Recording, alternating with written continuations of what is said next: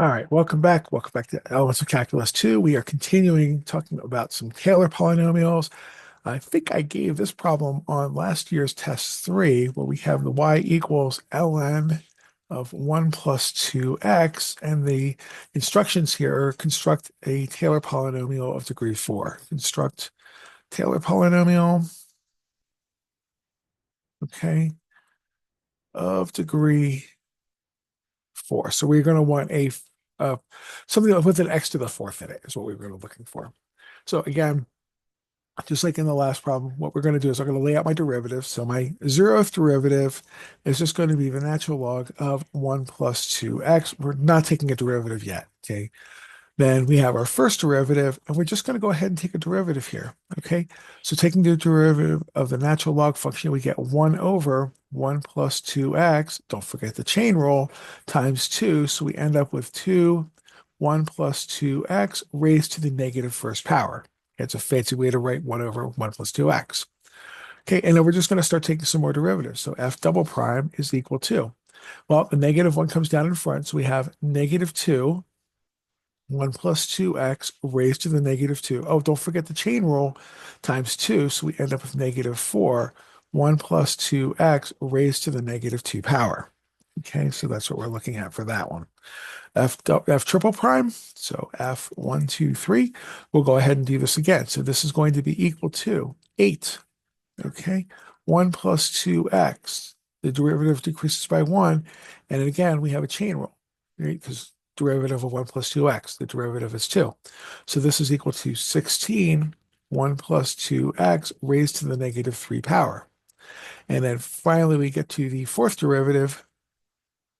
Okay, so F4, go ahead and take our derivative. So 16 times 3, we get negative 48 times 1 plus 2x raised to the negative fourth power times my chain rule. So it'll be looking something like that. Okay, so let's see if I go through and deal with all of this. 48 times 2 should give me something like 96. So I end up with negative 96, 1 plus 2x raised to the negative fourth power. Okay, now I've got all of my derivatives sitting here. All right, now the goal is we're going to set x equal to 0. All right, and then see what happens with my x equals 0.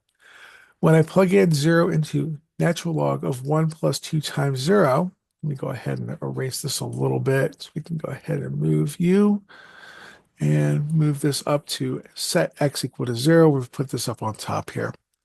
So what I'm going to do is I'm just going to put 0 into each of these little functions. Let me go ahead and move this over. So we have 1 plus 2x raised to the negative 1. We just have ln of 1 plus 2x. That way, as I'm putting my 0 in here, 2 times 0 is going to be 0. 0 plus 1 is going to be 1. The natural log of 1 is, of course, 0.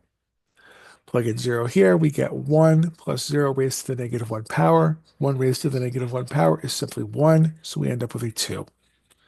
Okay, again, we're going to plug in 0. We get 0 times 2, or yeah, 0 times 2 is 0. 0 plus 1 is 1. Raised to the negative 2 is just going to be 1. So we end up with a negative 4 down here. Okay, so again, plug in 0. These tend to be really nice as far as your arithmetic goes, which is why I picked this to be a good test problem, because the numbers weren't nearly as scary as the last problem, and there's a lot of zeros, so we end up, or a lot of ones too. So we just end up with a 16 sitting here. Okay, and then the last one, we ended up with negative 96. All right. Now, the next thing we have to do is we have to construct our Taylor polynomial.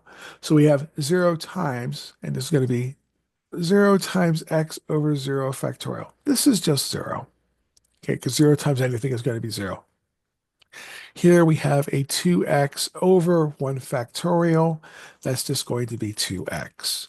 Here we have negative 4x squared over 2 factorial. Negative 4 divided by 2 is just going to be negative 2. So we have negative 2x squared. We have 16x 3 over 3 factorial. That's a fancy way to write 6. So we have 16 divided by 3 times 2 times 1. We're going to say this is 8 thirds x cubed. Okay. And then I've got 96, right? 96 times, yeah. So we have our, did I mess something up here? Three times, there we go. 3 times 16 is 48 times our chain rule. That is 42. Okay. So we have a negative 96 over 24. Okay. So we can go ahead and look at that, what that's going to look like. We'll just go ahead and say 96 divided by 24 equals, and we end up with 4. Okay, so that's going to be not too bad. So we have 4, right? There's a negative. Don't forget that negative. X to the fourth. Okay, and I took care of my factorial, so we don't have to worry about that.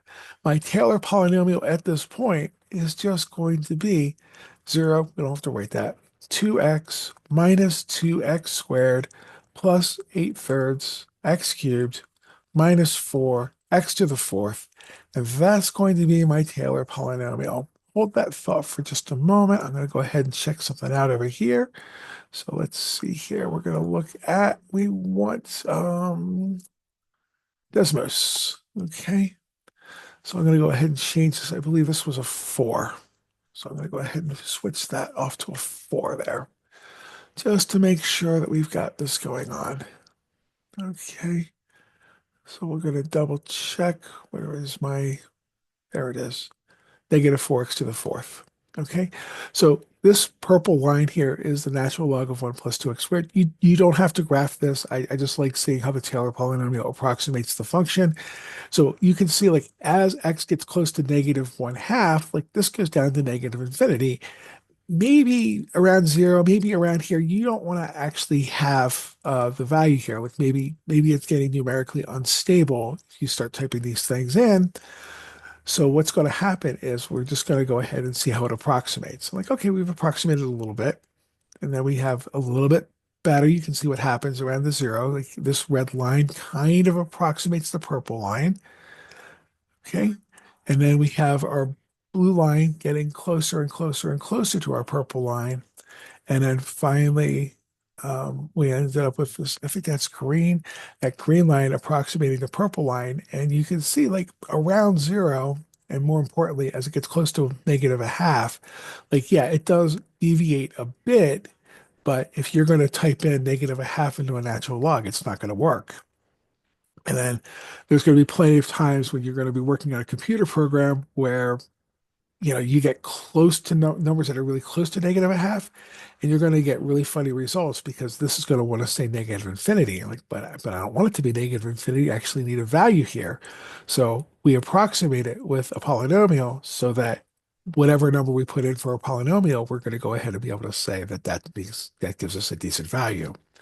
Okay, so that's why we're learning how to do this, is so that when you have numerically unstable, which means you get close to dividing by 0, or you get close to multiplying by infinity, or something like that, you can approximate with a polynomial, and then all is good with the world, and your problem usually works out much nicer without having a whole bunch of not a number answers from your computer program. Okay, so that's why we're learning how to do all of this stuff here. Okay, so I'm going to say thank you very much for watching the video with me, and this would be a really good problem to be able to deal with, and we'll do some more. But that's this reason why I picked this one for last year's test 3, because it looks a little bit scary, but as you go through the process, like, it wasn't nearly as horrible as the first problem that we had done. So thank you very much for watching, and I will see you in the next video.